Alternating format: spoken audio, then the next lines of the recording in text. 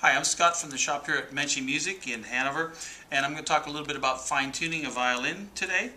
The first thing you need to know in tuning any string instrument is what pitches you're looking for, and the violin has the strings E, A, D, and G. You may use a pitch pipe to find those particular notes. For example, here's what the E sounds like.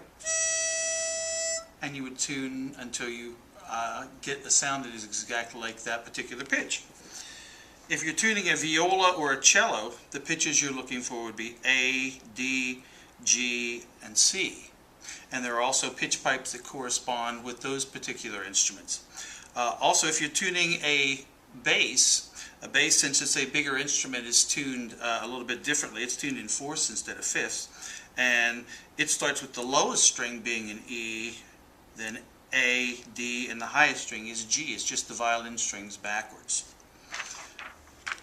As I mentioned, you can use a pitch pipe, and that way you'd have to use your ear to hear if the sound is correct or not.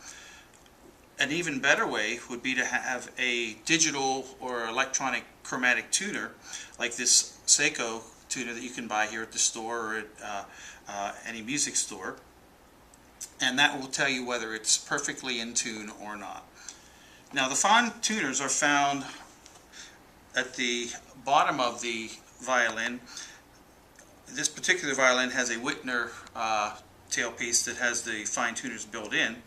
And to use the fine tuners, what you would do is you would turn this screw to the right, makes it higher, or the pitch sharper, and to the left makes it lower.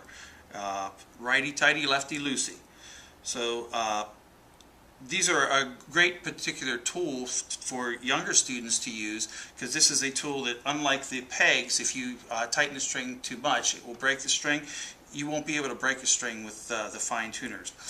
The one thing you need to be careful of, however, when you use the fine tuners, is that if you tune them too tightly to the right, there's a little piece of metal that goes down towards the body of the instrument. You don't want to have that dig into the finish of the instrument, or that can make a gouge in the finish, and you'd have to have that fixed.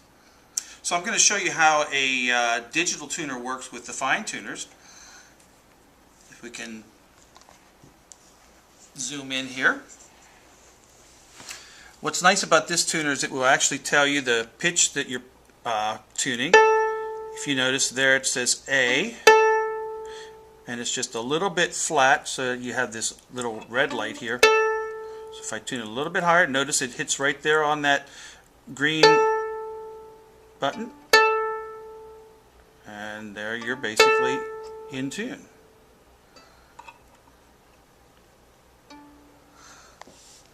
Now I'm going to take a string and make it a lot out of tune. Okay, this would be your D string, and it's very out of tune, and I take it and I turn it to the right because it's very flat, and it keeps saying C sharp. Now it says D, but it's still flat. It's getting closer.